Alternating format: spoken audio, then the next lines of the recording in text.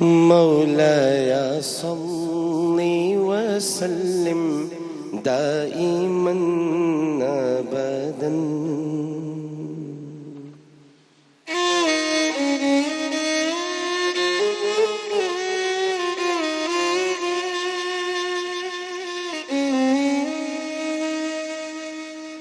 مولاي صل وسلم دائما أبدا على حبيبك خير الخلق كلهم.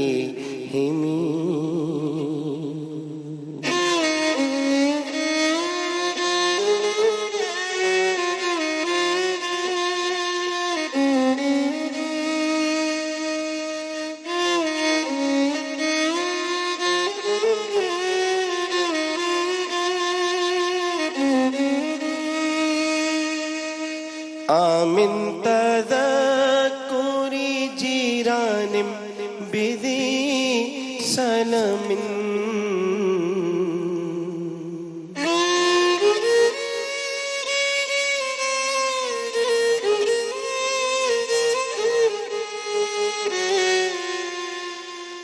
من تذكر جيران بذي سلم مسجد عن جرام مقلة بدمي.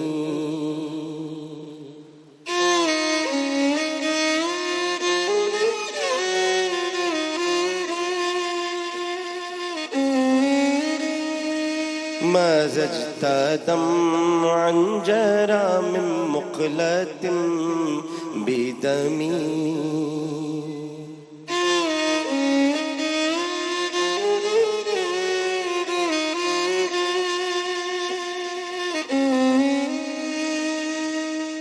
امام شیخ شرف الدین البصیری رحمہ اللہ علیہ، انہوں نے ایک قصیدہ لکھا اور وہ قصیدہ قصیدہ بردہ شریف کہلاتا ہے. آج آغاز اس قصیدہ بردہ شریف سے ہو رہا ہے اور اس قصیدہ بردہ شریف کی یہ پہلی فصل ہے، یاد محبت اور محمد مصطفیٰ صلی اللہ علیہ وآلہ وسلم. یہاں یاد بھی ہے، محبت بھی ہے، اور یہ یاد اور محبت ہے محمد مصطفیٰ صلی اللہ علیہ وآلہ وسلم کی. امام شیخ شرف الدین البصیری اس قصیدے میں فرماتے ہیں، جو کہ ابھی میں نے پہلا شعر اس فصل کا پڑھا ہے، یہ فصل اول ہے یاد محبوب کی، اور پہلا شعر جو میں نے پڑھا اس شعر کا ترجمہ کچھ اس طرح سے ہے: کیا کہے یاد آ گئے ہم سائگان ذو سلم. اچھا، یہاں پر سلم جو ہے وہ سلم بھی پڑھا جاتا ہے اور سلم بھی. اب یہ کیا ہے میں آپ کو بتاتا ہوں. کیا کہیں یاد آ گئے ہم سائگان ذو سلم،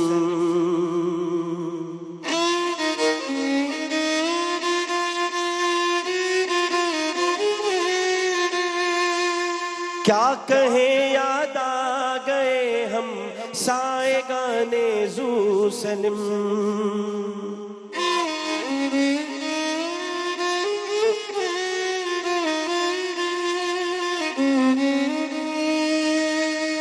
تیری آنکھوں سے رواں ہیں خون کے آنسو دم بدم. مولایا صلی وسلم دائما ابدا علی حبیبک خیر الخلق کلہم. مولایا صلی وسلم دائما ابدا علی حبیبک خیر الخلق کلہم.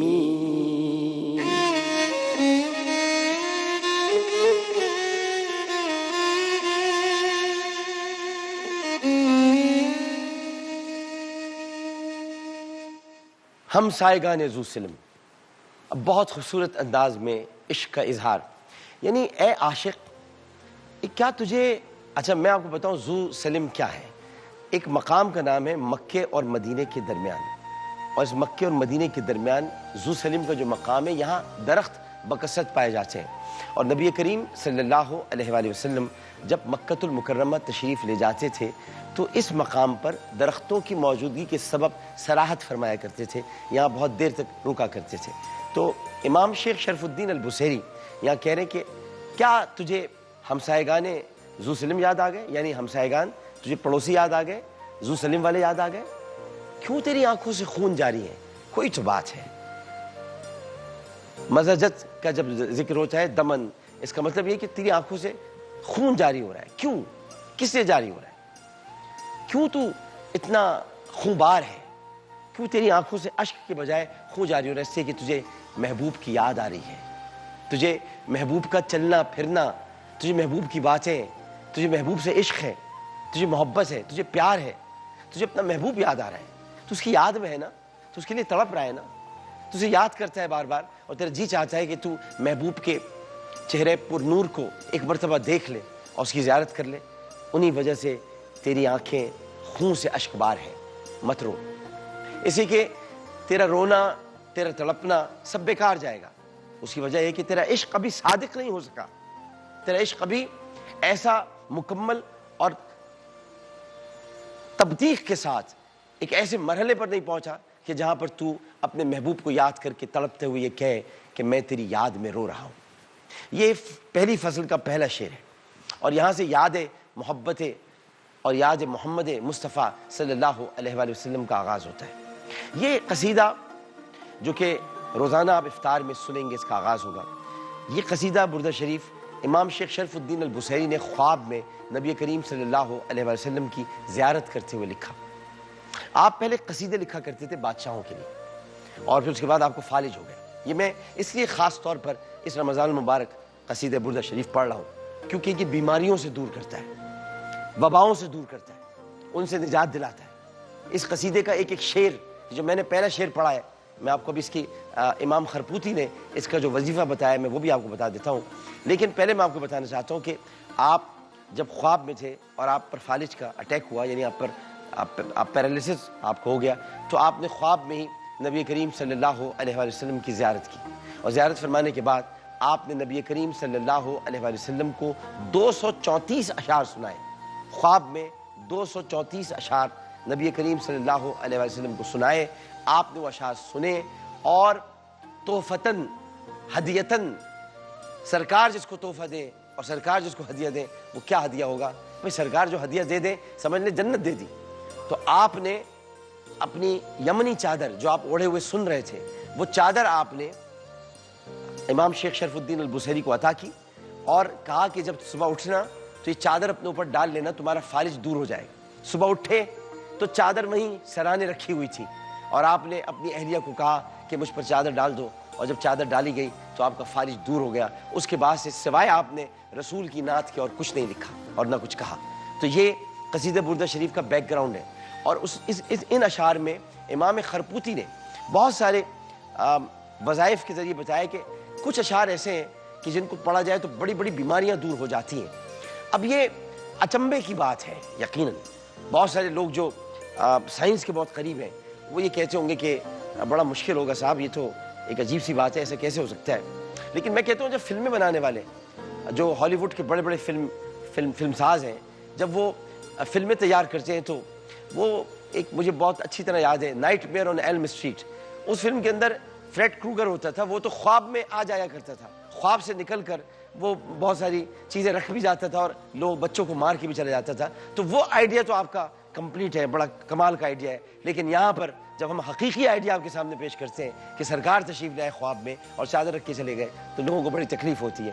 تو ہوتی رہے تکلیف، ہمیں سے کوئی فرق نہیں پڑتا، بتانا صرف یہ مقصود ہے کہ نبی کریم صلی اللہ علیہ وآلہ وسلم اللہ کی عطا سے خواب میں تشریف لا کر کوئی دوائی دے بھی سکتے ہیں، چادر بھی دے سکتے ہیں، کوئی انعام بھی دے کر جا سکتے ہیں، کوئی ریوارڈ بھی دے سکتے ہیں، اور جب صبح بندہ اٹھتا ہے تو اس کے پاس ہی وہ رکھا ہوا ہوتا ہے۔ یہ عقائد کی بات ہے، یہ عقیدے کی بات ہے، یہ پختگی کی بات ہے، یہ عشق کی بات ہے، یہ یقین کی بات ہے۔ بجھی عشق کی آگ اندھیر ہے، مسلمان نہیں راگ کا ڈھیر ہے۔ تو مسلمان بنیے، راگ کا ڈھیر مت بنیے۔ اس لیے میں آپ سے کہوں گا کہ بہت سارے اشعار ہیں جو میں نے یہ شعر پڑھا، یہ پہلی فصل کا پہلا شعر ہے، اور اس کے بارے میں امام خرپوتی نے اپنی شرح میں لکھا ہے، شرح قصیدہ بردہ شریف، اس میں لکھا ہے انہوں نے کہ جو اولاد نافرمان ہو چاندی کے کٹورے میں اس کو پانی پر اس شعر کو 7 مرتبہ نماز عشاء کے بعد 7 مرتبہ اس شعر کو پڑھا جائے، پڑھ کر پھونکا جائے، وہ پانی بچے کو پلاتے رہے مہینے تک، نافرمان اولاد درست ہو جائے گی، بہتر ہو جائے گی۔ یہ اس قصیدے کی پہلے شعر کی شرح میں امام خرپوتی نے تحریر کیا ہے۔ تو ناظرین محترم، یہ تو گفتگو ہو گئی، لیکن اب سلام باقی ہے جو مجھے آپ کو کرنا ہے، اور وہ روز اس طرح ہوا کرے گا۔ تو ابھی آپ سمجھیے کہ اب ٹرانسمیشن کا آغاز ہوتا ہے۔ تو اعوذ باللہ من الشیطان الرجیم، بسم اللہ الرحمن الرحیم، اللہم صلی علی سیدنا و مولانا محمد وعلی آلہ وصحبہ وبارک وسلم وصلی علیہ۔ پاکستان میں موجود تمام ہی ناظرین کو، پاکستان سے باہر بھارت، متحدہ عرب امارات، تمام خلیجی ریاستیں، مکہ مکرمہ، مدینہ منورہ اور وہاں سے آگے تمام یورپی ممالک، بالخصوص برطانیہ، France, Spain, Italy, Germany, Sweden اور وہاں سے بھی آگے ریاستہائے متحدہ America, South Africa, Canada, Australia, Norway, اور جہاں جہاں اس وقت ایکسپریس ٹی وی پر ہماری یہ خصوصی ٹرانسمیشن پیارا رمضان دیکھی جا رہی ہے، وہاں ٹیلی ویژن سیٹ کے سامنے موجود تمامی ناظرین کو، اور یہاں موجود میرے تمام camera man, audio engineers, I T engineers, master control room میں ہمارے پروڈیوسر صاحب، اور تمام کارکنان جنہوں نے دامے در میں سخنے اس ٹرانسمیشن میں حصہ لیا ہے، ان سب کو انتہائی خلوص، محبت، عقیدت، پیار اور احترام کے ساتھ عامر لیاقت حسین کا السلام علیکم۔ چلو بھائی سب وعلیکم السلام تو بول دو، کیمرہ مین آواز تو آئے۔ تو اب یہ ماشاءاللہ ہماری نشریات جو کہ آج پہلا روزہ اب ہم اختیار کر چکے اور یہاں پر افطار ہوگی، اس کا آغاز ہو چکا ہے قصیدہ بردہ شریف سے، اور اب تھوڑی دیر کے بعد یہاں پر، بلکہ تھوڑی دیر کے بعد کیوں ہم ان کو بلائے لیتے ہیں، ایک ایسا بچہ یہاں پر موجود ہے ناظرین محترم جو کہ میرے ساتھ، اب آج تو میں نے مہمان بلایا ہے لیکن آج وہ صرف مہمان ہے، اور آج کے بعد وہ روزانہ میرے ساتھ یہاں پر موجود ہوگا۔ یہ بچہ بہت یوں سمجھیے کہ اس سے اس لیے پیار ہو گیا، اس سے محبت ہو گئی کہ بعض بچے ایسے ہوتے ہیں جو حالات کی ستم ظریفی کے تحت اپنے مستقبل کو بہت ہی اندھیروں میں پھینک دیتے ہیں، اور وہ خود نہیں پھینکتے بلکہ حالات کی ستم ظریفی ہوتی ہے کہ وہ مستقبل کو تہوبالا کر کے رکھ دیتی ہے۔ لیکن یہ بچہ، اس نے اپنے مستقبل کو تہوبالا نہیں ہونے دیا، اس نے اپنی محنت سے، اپنے لگن سے اور اپنے شوق و ذوق کو استعمال کرتے ہوئے اپنے مستقبل کو بلندیوں کی طرف لے جانے کا عہد کیا۔ کہنے کو تو سموسے بیچتا ہے لیکن اسکول سے محبت ہے، کہنے کو تو کہتا ہے میں تو سموسے بیچتا ہوں، میں تو یہی کام کرتا ہوں، اس کے علاوہ ظاہر ہے کہ مجھے کوئی کام نہیں آتا، ابھی تو میں چھوٹا سا ہوں، میں چھوٹا سا ایک بچہ ہوں، پر کام کروں گا بڑے بڑے۔ تو ان کو ہم بلا رہے ہیں، یا ہمارے پاس تشریف لا رہے ہیں، آئیے تشریف لائیے، یہ ہمارے ساتھ اب پورا رمضان ساتھ ہوں گے، خود اپنا تعارف کرائیں گے۔ آئیے، السلام علیکم، آئیے آئیے آئیے، آپ پہلے میں آپ کو مائک دیتا ہوں اور پھر آپ کا تعارف یہیں پر آئیے، یہاں بیٹھ جائیے، آئیے تشریف لائیے۔ پہلے تو ہم آپ سے پوچھیں گے، آپ کا سب آپ خود بتائیے، کیا نام ہے آپ کا؟ محمد زاہد۔ محمد زاہد نام ہے۔ محمد زاہد، پہلے بتائیے آپ کیمرے کی طرف، بلکہ یہاں دیکھیے، سامنے دیکھیے، یہ بتائیے کیا کام کرتے ہیں آپ؟ سموسے بیچتا تھا۔ سموسے بیچتے تھے؟ اچھا، ایک سموسہ کتنے کا ہوتا ہے؟ 10 روپے کا۔ اور کتنے سموسے بیچ لیتے تھے آپ؟ 70-80۔ 70-80۔ پڑھنے کا بہت شوق ہے آپ کو؟ جی، صبح پڑھتا ہوں۔ پڑھتے؟ پھر اس کے بعد مدرسہ، 4 بجے چھٹی ہوتی ہے، پھر سموسے بیچنے چلے جاتے ہیں۔ پہلے اسکول جاتے ہیں، پھر مدرسے جاتے ہیں، جی، پھر سموسے بیچنے کے چلے جاتے ہیں۔ جی۔ لیکن اب تو سموسے ہم یہیں بھی کھائیں گے آپ کے سارے افطار کے وقت، انشاءاللہ ٹھیک ہے نا، اور آپ سے باتیں بھی کریں گے، اور کچھ آپ بھی ہمیں جو پڑھ رہے ہیں، جو تمام آپ اسکول بھی جاتے ہیں، مدرسے بھی جاتے ہیں، کچھ ہمیں بھی سکھائیے گا، کچھ ہم بھی سیکھنا چاہتے ہیں، انشاءاللہ۔ ہیں؟ سکھائیں گے نہیں سکھائیں گے؟ جی اچھا یہ بتائیں، کیوں گھر میں امی ہیں، ابو ہیں، سب کام کرتے ہیں؟ جی۔ ابو کیا کرتے ہیں؟ ابو کی ایک چھوٹی سی دکان ہے، پینسل اور شارپنر وغیرہ کی، ہاں۔ اور امی گھر پہ ہی ہوتی ہیں، گھر کا۔ اچھا، تو آپ نے سوچا کہ میں ماں باپ کا ہاتھ بٹھاؤں، اور میں تو یہ سموسے تیار کون کرتا تھا گھر میں؟ امی۔ امی کرتی تھی۔ یہ قیمے کے ہوتے ہیں، آلو کے ہوتے ہیں؟ آلو کے ہوتے ہیں۔ آلو کے ہوتے ہیں، اور تلے ہوئے ہوتے ہیں سب پکے ہوئے؟ جی، پکے ہوئے اچھے ہوتے ہیں، میں خود بھی کھا لیتا ہوں۔ کتنے تم خود کتنے کھا لیتے اس میں سے؟ 2-3۔ 2-3 چپ چاپ کھا لیتے، پتہ نہیں چلتا ہے؟ نہیں، بتاتا ہوں۔ بتا تو تم سے پیسے تو نہیں مانگتے کہ 10 روپے 2-3 کھا لیں؟ نہیں۔ اچھا چلو، اچھا یہ ہمارے ساتھ اب یہ ٹرانسمیشن کا حصہ بن گیا، ابھی ان سے مستقل ہم بات بھی کرتے رہیں گے، اور بھی آج بہت سارے کام یہاں پر ہونے باقی ہیں، اور پھر اس کے بعد آپ کو پتہ ہے کہ شام کو جب افطار ٹرانسمیشن ختم ہو جائے گی تو پھر ایک نیا مرحلہ درپیش ہے، وہ کیا درپیش ہے وہ آپ کو بعد میں بتائیں گے، لیکن پہلے لیتے ایک وقفہ، وقفے کے بعد حاضر ہوں گے پیارا رمضان نشریات افطار کی نشریات جاری ہو چکی ہیں اور یہ افطار تک جاری رہیں گی، لیکن اس وقت ایک وقفہ۔ السلام علیکم ورحمۃ اللہ۔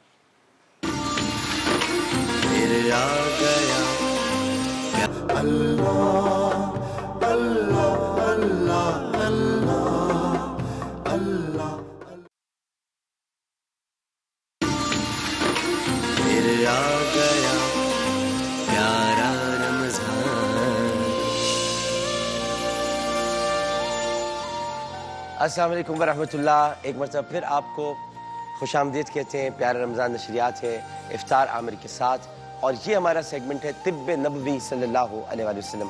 آج ہماری ایک میز بننی تھی، وہ نہیں بن سکی ہے، جب وہ بنے گی انشاءاللہ تعالیٰ کل آپ دیکھیں گے۔ بہت خوبصورت اس کا یعنی اس کا جو ایک نظریہ ہم نے رکھا ہے وہ یہ کہ محلول اس میں موجود ہوں، خاوند دستہ ہو، اور جو پرانے زمانے میں جیسے حکیمی نسخے بتائے جاتے تھے کچھ اس طرح سے ہو، لیکن ہے یہ بنیادی طور پر طب نبوی صلی اللہ علیہ وآلہ وسلم۔ ہمارے ساتھ اس سیگمنٹ میں ہوا کریں گے جناب علی محمد خان صاحب۔ آج کل یہ طب سیکھ رہے ہیں اور طبی کالج میں ایڈمیشن بھی لیا ہوا ہے، وہاں پڑھ بھی رہے ہیں، اور طبیبوں کے ساتھ آج کل ان کا اٹھنا بیٹھنا ہے۔ تو پہلے ذرا بتائیے، آج آپ کا ماشاءاللہ، السلام علیکم، یہ آپ کا یہ طب نبوی پر بھی ماشاءاللہ ریسرچ تو کر رہے ہیں، لیکن جڑی بوٹیوں پر بڑی آپ نے تحقیق کر لی ہے، کیا ہو رہا ہے یہ؟ طب جو ہے قدیم زمانے سے چل رہی تھی، طب نبوی جو ہے نبی پاک صلی اللہ علیہ وسلم کے نام سے ہمارے پاس آئی۔ میں 2000 سے جو ہے نا طب کے میں نے باقاعدہ پڑھائی کی تھی اور مختلف قسم کی جڑی بوٹیاں وغیرہ کی۔ 2000 سے میں طب پہ مختلف بکس وغیرہ اسٹڈی کرتا رہا۔ مختلف مفردات جو ہوتے ہیں، سنگل جڑی بوٹیاں ہوتی ہیں، ان پہ میں نے کافی پڑھا۔ مختلف امراض کے والے سے، میرے والد صاحب آپ جانتے ہیں ڈاکٹر تھے، تو وہ خود بھی بعض ایلوپیتھک ہونے کے باوجود بھی طبی چیزیں یوز کرتے تھے، تو میں بچپن سے دیکھتا آیا۔ میری تعلیمی آپ کو پتہ ہے جو قابلیت تھی وہ micro biology, bio chemistry, medical science سے ریلیٹڈ تھی، لیکن میں نے دیکھا والد محترم بعض چیزوں میں بہت زیادہ، جیسے یرکان ہے، بعض چیزوں میں طبی نسخے یوز کرتے تھے اینٹی بایوٹکس کی جگہ سے۔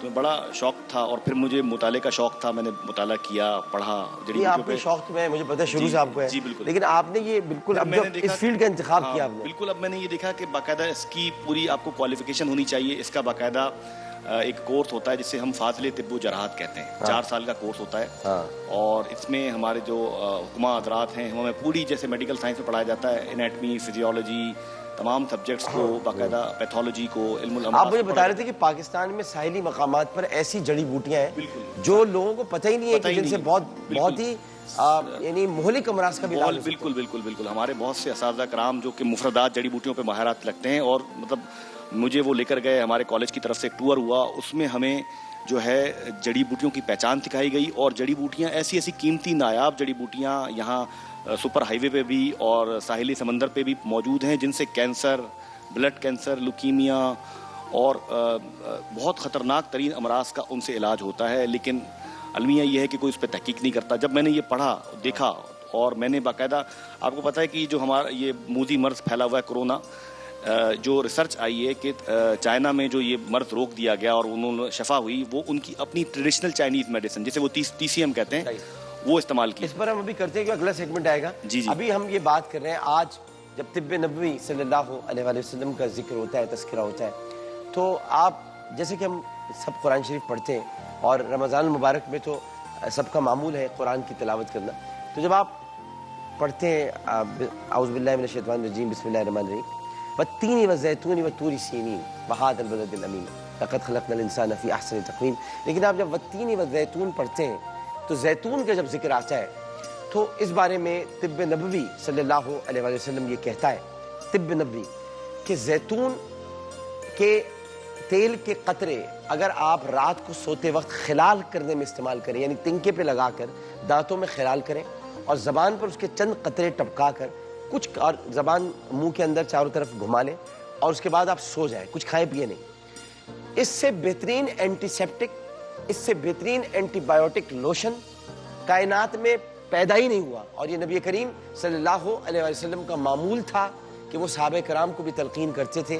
طب نبوی سے ہمیں یہ پتہ ملتا ہے اور پتہ چلتا ہے کہ آپ زیتون کثرت سے استعمال کرتے تھے، کھانے میں بھی، اور اس کا جو تیل ہوتا تھا، آپ تو زیتون کے تیل سے روٹی بھی کھا لیا کرتے تھے۔ ایک مقام پر آپ نے ارشاد فرمایا کہ سرکہ بہترین سالن ہے، سرکے سے بہترین کوئی سالن موجود نہیں ہے، سرکہ بھی اندر جا کر تمام جراثیم جتنے ان کو ختم کر دیتا ہے، بیکٹیریا کو۔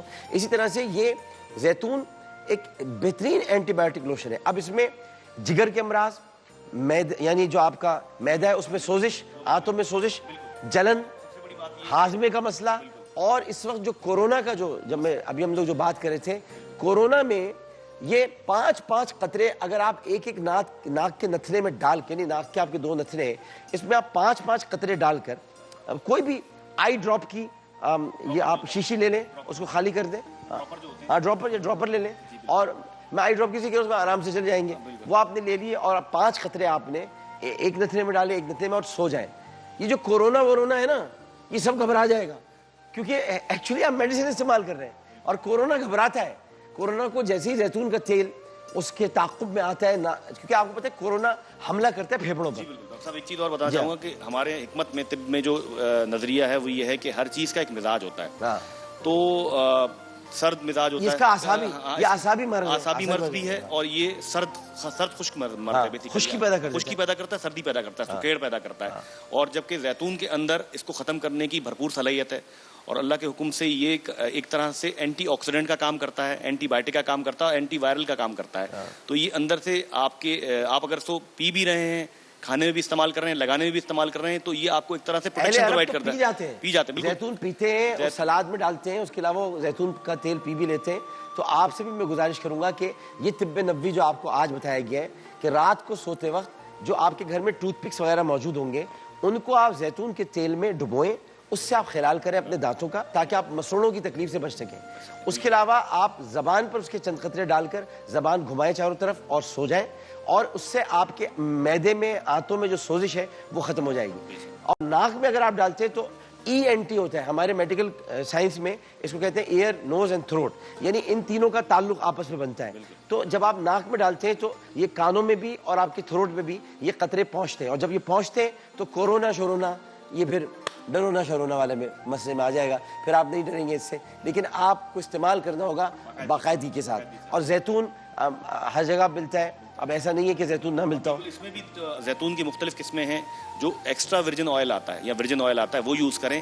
پومیس آئل آتا ہے جو کہ صحیح نہیں ہوتا، کیمیکل ملا ہوتا ہے جو کہ رفلی یوز ہوتا ہے، اس کی جگہ ایکسٹرا ورجن یا ورجن آئل یوز کریں. اور اگر آپ کا بجٹ اس بات کی اجازت دیتا ہے تو میں تو آپ سے یہ بھی ریکویسٹ کروں گا کہ جو کھانے میں ہے آپ زیتون کے تیل میں کھانا بنانے کی کوشش کریں، اگر بجٹ اجازت دیتا ہے کہ شفا ہے. ظاہر ہے کہ دیکھیے اللہ تعالیٰ کسی چیز کی قسم کھا رہا ہو. اللہ تعالیٰ اگر کہہ رہے ہیں والتین والزیتون وطور سینین، یعنی اللہ تعالیٰ طور سینین کی قسم کھا رہا ہے، زیتون کی کھا رہا ہے، تو کیوں کھا رہا ہے؟ طور سینین وہ ہے جہاں پر اللہ تعالیٰ نے اپنی تجلی کا اظہار فرمایا، اور وہیں پر قیامت کے روز اللہ سبحانہ وتعالیٰ کا ارشاد ہے کہ قیامت کے قرب قیامت سے پہلے جو ایمان، یعنی اللہ نے اپنے حبیب کے ذریعے ارشاد فرمایا کہ جو ایمان سلامت رہے گا، جو ایمان والے رہیں گے، وہ اتنے باقی بچیں گے جو طور پر آ سکیں. تو اللہ تعالیٰ نے طور کی قسم کھائی ہے، طور سینہ کی، اور پھر اس کے بعد یعنی زیتون کی قسم کھائی ہے. تو اللہ تعالیٰ کسی مردہ چیز کی قسم نہیں کھاتا. تو اس کا مطلب یہ کہ زیتون میں شفا ہے. اور نبی کریم صلی اللہ علیہ وسلم کا یہ معمول تھا کہ وہ صحابہ کرام رضوان اللہ تعالیٰ علیہم اجمعین سے یہ کہتے تھے کہ وہ زیتون کا اس طرح کثرت سے استعمال کریں. جناب زاہد صاحب، سنا آپ نے کچھ؟ جی. کیا سنا؟ زیتون کے بارے میں. کیا سنا زیتون کے بارے میں؟ کہ زیتون کے 5 قطرے ایک ادھر لگا کے سو جائیں، اور ایک اور تھا زبان پہ زیتون ڈال کے 2-3 پوری زبان میں گھما کے کچھ کھائے بنا سو جانا ہے. اور کون کون سی بیماریاں نہیں ہوتی معدے میں؟ معدے میں سوزش نہیں ہوتی، اور یعنی ہاضمہ صحیح رہتا ہے، بد ہضمی نہیں ہوتی. اور کیا کیا ہوتا ہے بھائی علی محمد صاحب؟ بھائی زاہد صاحب کو بتایا. جو زیتون ہے وہ یہ تو بڑا ذہین بچہ ہے، بہت جلدی سے یاد کر لیا. ہم سے زیادہ پڑھا لکھا بچہ ہے بھائی، یہ تو سب جان گئے. تو زیتون بیسیکلی جو ہماری خون کی آرٹریز ہوتی ہیں ان میں بلاکیج ہوتا ہے اسے بھی ختم کرتا ہے. یس جی بالکل یہ بتائیں. اور جو لوگ آج کل آپ کو پتا ہے ہارٹ اٹیک کا مسئلہ بھی ہوتا ہے، اور بہت سارے لوگ ایسے ہوتے ہیں کہ امیونٹی کمپرومائز ہو جاتی ہے، جن کی مدافعتی نظام کمزور ہوتا ہے. اچھا، آپ کو پتہ ہے کہ یہ میں آپ کی خطۂ کلامی کی معذرت چاہتا ہوں، یہ جو کورونا کا مسئلہ ہے یہ ہے ہی مدافعتی نظام آپ کا کمزور جب ہو جاتا ہے، جہاں آپ کے اندر آپ کی جو امیون سسٹم ہے جب وہ متاثر ہوتا ہے تو آپ کورونا سے نہیں لڑ پاتے اس وائرس سے. لیکن اگر آپ کا امیون سسٹم مضبوط ہے، کل علی محمد خان صاحب سے بات ہو رہی تھی تو لیمن کا استعمال یا اورنج کا استعمال یا وائٹامن سی، یہ سب پہلے کی بات ہے کہ آپ پہلے اپنے امیون سسٹم کو مضبوط کر. لیکن اگر حملہ آور ہو چکا ہے وہ، تو پھر اس کے بعد کیا کرنا ہے؟ پھر اس کے بعد یہ زیتون آپ کے کام آئے گا. بعد زیتون کام آئے گا. اور زیتون جو ہے سب سے بڑی بات یہ ہے کہ آپ کے جو ہمارے جسم میں جو ایکٹیو 2 طرح کی امیونٹیز ہوتی ہیں مدافعتی نظام, ایک ایکٹیو ہوتا ہے اور ایک پیسو ہوتا ہے. تو یہ جو ویکسین ہوتی ہے یہ بیسیکلی ایکٹیو ہوتی ہے کہ آپ کو ہونے سے پہلے لگتی ہے. اچھا یہ بھی میں دیکھ رہا ہوں کہ ویکسین پہ کام ہو رہا ہے, تو ویکسین ہمیشہ بیماری ہونے سے پہلے لگتی ہے. بیماری ہو گئی تو اس کے بعد ویکسین نہیں لگتی. ابھی اس لیے ویکسین اس لیے بنا رہے ہیں کیونکہ آنے والے لوگوں کے لیے اس لیے ویکسین تیار ہے, لیکن لوگ اب سمجھ رہے شاید ویکسین ہوگی تیار. ہاں ویکسین, جو بیمار ہے ان کو ویکسین لگے گی تو وہ کوئی کام نہیں کرے گی. اس کے لیے ٹاکزوائڈز ہوتے ہیں جو پلازما سیلز پہ کام کر رہے ہیں, پاکستان میں سائنٹسٹ کام کر رہے ہیں کہ جو جن کو ابھی جو صحتیاب ہوئے جو مریض ان کا پلازما نکال کر وہ جو متاثر مریض ہیں ان کو دیا جا رہا ہے. بالکل بالکل سر, یہ بہت ضروری چیز ہے بتانا کیونکہ لوگوں کو غلط فہمی ہے بہت زیادہ کہ ویکسین سے علاج سمجھا. ویکسین کیا چیز ہوتی ہے؟ ویکسین پہلے لگتی ہے جی, ہمیشہ, ویکسین پہلے لگائی جاتی ہے جی. جب مرض ہو جاتا ہے. اچھا صحیح لفظ ہے مرض, کیا ہے صحیح لفظ؟ مرض. ہاں مرض نہیں ہے صحیح لفظ. اب ہم آپ سے یہ بھی سیکھا کریں گے اور سکھایا کریں گے. کیا صحیح لفظ ہے؟ مرض. مرض, مرض نہیں. کیا آپ کو مرض لاحق ہو گیا؟ مرض. کیا مرض. کیا مرض. نہیں, مرض نہیں, مرض. مرض. صحیح لفظ ہے کیا؟ مرض یا مرض؟ مرض یا مرض, کیا صحیح لفظ ہے؟ مرض. نہیں, مرض. اب دوبارہ پوچھ لیں. ہاں صحیح لفظ کیا ہے؟ مرض یا مرض؟ مرض. مرض, مرض لاحق ہوتا ہے. ٹھیک ہے نا. ایک وقفہ لیتے ہیں, وقفے کے بعد آئیں گے. تو جو ابھی کورونا پر بات ہو رہی تھی, اسی کو ہمارا ایک اور سیگمنٹ ہے پاکستان کارنر ہے, اور اس کے علاوہ ہمارا کورونا کارنر بھی ہم نے بنایا ہوا ہے, اس طرف جائیں گے. لیکن پہلے ایک وقفے کے بعد حاضر ہوتے ہیں. السلام علیکم ورحمۃ اللہ. پھر آ گیا پیارا